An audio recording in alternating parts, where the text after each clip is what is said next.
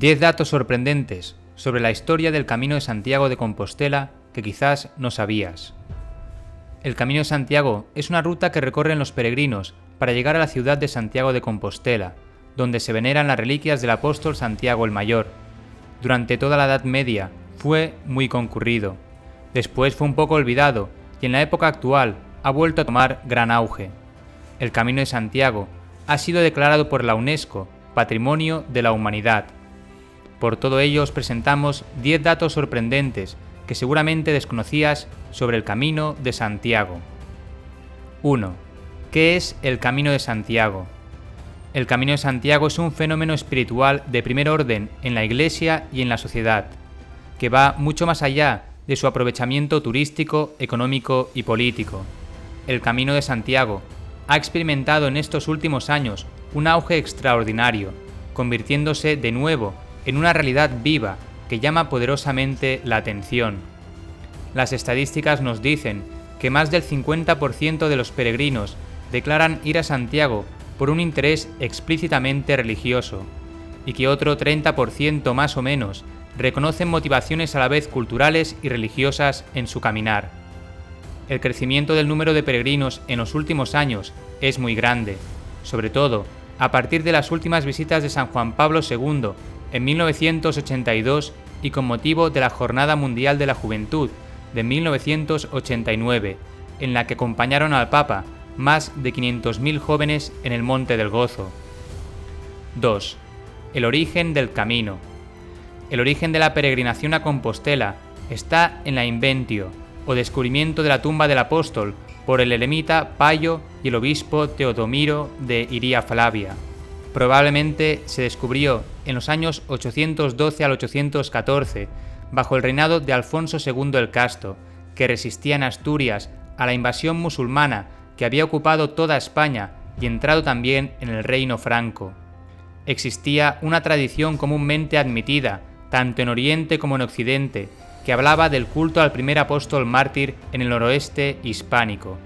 La naturalidad y rapidez de la aceptación del anuncio del redescubrimiento del Locus Apostolicus es atestiguada en los martirologios de Floro y de Odón de León, del 840 al 860, que ya reconocen la noticia del culto sepulcral a Santiago.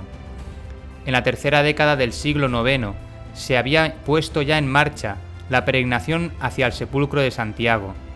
El filósofo árabe musulmán Al-Ghazali manifiesta en el año 845 el relieve alcanzado por el fenómeno, diciendo: «Su Kaaba es un ídolo colosal que tienen en el centro de la iglesia.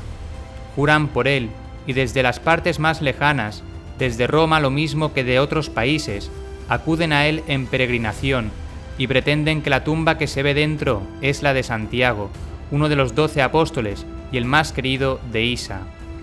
El mismo estupor muestra el embajador Ali ben Yusuf, diciendo: «Es tan grande la multitud de los que van y vuelven a Santiago, que apenas deja libre la calzada hacia Occidente». 3. La leyenda. A finales del siglo VIII, se difunde en el noroeste de la península ibérica la leyenda de que Santiago el Mayor había sido enterrado en esas tierras, tras evangelizarlas. En estas tierras también se produjo la primera aparición de la Virgen María en la historia, y al mismo Santiago, en el año 40, cuando la Virgen aún vivía, lo que dio lugar a la advocación de la Virgen del Pilar. Así, 8 siglos después de la muerte del apóstol Santiago, en el año 813, un ermitaño llamado Pelayo o Payo vio una estrella posada en el bosque Libredón. Se lo comunicó al obispo Teodomiro, obispo de Iria Flavia, cerca de Padrón. Fueron allí y descubrieron en la espesura la antigua capilla, donde existe un cementerio de la época romana.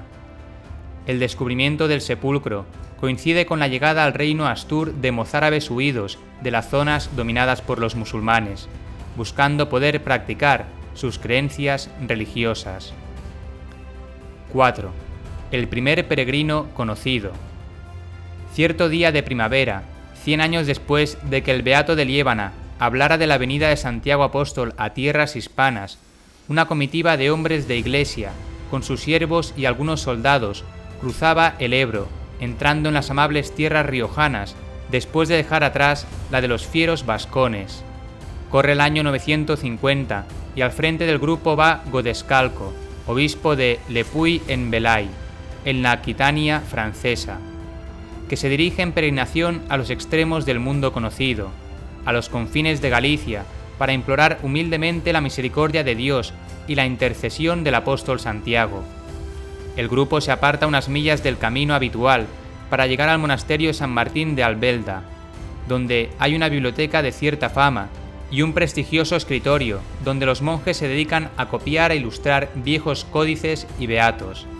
Godescalco quiere uno de esos codiciados libros, el que habla de la virginidad de María y cuyo autor fue el obispo visigodo Ildefonso.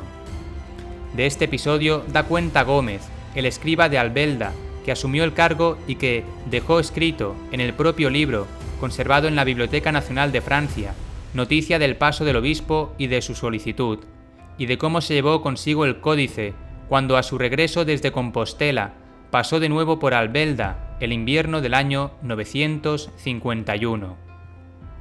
5. Monjes e ingenieros. Un siglo después del paso de Godescalco, la antigua vía Aquitania de los romanos se convierte con muchos puntos de peaje en una autopista de peregrinos.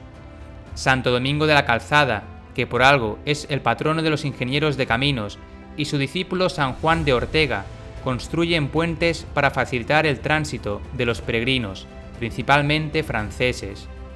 Muchos se quedan atraídos por la demanda de buenos artesanos, comerciantes o constructores, de los que tan necesitados andan los reinos hispanos cristianos en pleno proceso de repoblación.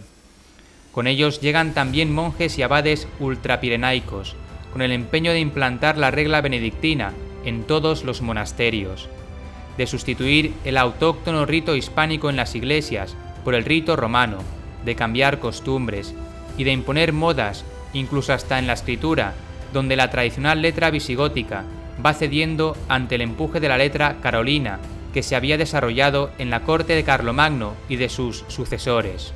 6. La vía jacobea, conexión con Europa.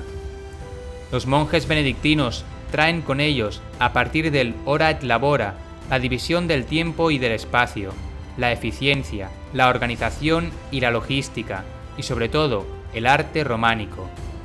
Durante su vigencia en España, desde mediados del siglo XI hasta los primeros años del siglo XIII, se conocieron momentos de bonanza nunca vistos. Creció la población, se expandieron los reinos cristianos a costa de los musulmanes, se colonizaron nuevas tierras, hubo estabilidad económica y social, y un puñado de importantes monarcas aseguraron sus dominios y dieron cohesión a sus reinos. Con tan favorable situación, se fundaron nuevas poblaciones y se renovaron casi todos los templos, desde las más humildes parroquias hasta las grandes catedrales y monasterios, intentando cada cual mejorar lo anterior y lo vecino. Y gracias a la vía jacobea, los reinos peninsulares pudieron compartir con las demás monarquías europeas los grandes movimientos culturales y artísticos que caracterizaron a la Edad Media, el románico y el gótico. 7. La Catedral de Santiago de Compostela. La Gran Catedral de Santiago fue levantada en honor del apóstol por su representante en la tierra, el obispo Diego Gelmírez, que dejó a su muerte en 1140 un templo románico que semejaba no poco a un verdadero castillo flanqueado por torres, y al que en 1188 remataría con toda su habilidad el maestro Mateo, cincelando el pórtico de la gloria. Aymeric Picaud, un peregrino del Poitot que visitó Compostela a mediados del siglo XII, dejó constancia del esplendor de la ciudad y de la magnífica catedral, diciendo: «Es espaciosa, luminosa, armoniosa, bien proporcionada en anchura, longitud y altura, y de admirable e inefable fábrica. Un bálsamo para los peregrinos, pues quien recorre por arriba las naves del Triforio, aunque suba triste, se vuelve alegre y gozoso al contemplar la espléndida belleza del templo». 8. Decadencia del Camino de Santiago. A finales del siglo XVII, el peregrino italiano Domenico Lafi da cuenta de la miseria que padecen muchos de los pueblos del camino. En esos tiempos, una España exhausta pretende vivir de las glorias del pasado, pero ni el país, ni el camino, ni las gentes están para desafíos artísticos, a excepción de la fachada del Obradoiro Compostelana, obra de Fernando Casas Novoa, de la primera mitad del siglo XVIII.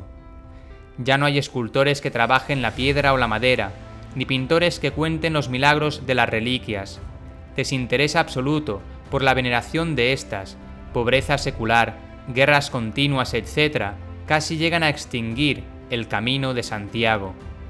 Pero en el año santo de 1993 supuso un cambio en esta deprimente evolución, al menos para el camino, que desde entonces ha habido una revitalización inusitada que parece acrecentarse de jacobeo en jacobeo. 9. La peregrinación como tiempo de verificación de la fe. Ciertamente el camino nace por una meta, nace por la llamada que significa la tumba del apóstol. No tiene su fin en sí mismo, no puede decirse la meta es el camino. Aunque sea un símbolo de la vida humana y cristiana, valorar solamente el camino sería contradecirse, dejar de buscar a Dios y quedarse solo en sí mismo. Por el contrario, para quien quiere llegar al sepulcro de Santiago, la experiencia de la peregrinación, el tiempo de camino, prepara la reconciliación y la renovación de la vida, contribuye a dar certeza y claridad a la fe. El peregrino parte para hacer un camino en primera persona, confiado en el fondo en Dios. Deja su casa y sus propiedades, descubre que todas las cosas pueden ser superfluas, que lo importante es cada uno, su verdadero ser.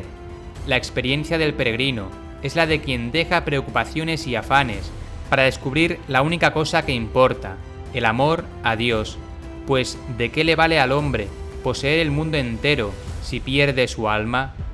Comprueba que lo importante es descubrir el sentido de la existencia, frente al cual se renueva a cada instante la necesidad de la conversión. 10. El año jacobeo. El culmen de las peregrinaciones son los años jacobeos.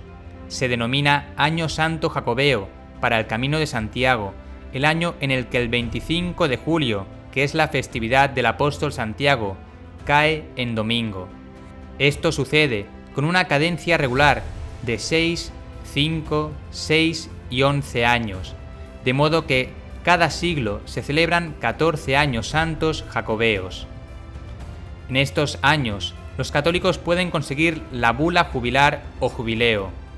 Para ello los requisitos son los siguientes: visitar la Catedral de Santiago de Compostela, en Galicia, España, donde según la tradición se encuentra la tumba de Santiago el Mayor, rezar alguna oración, al menos el credo, el Padre Nuestro, y pedir por las intenciones del Papa. Se recomienda también oír la Santa Misa.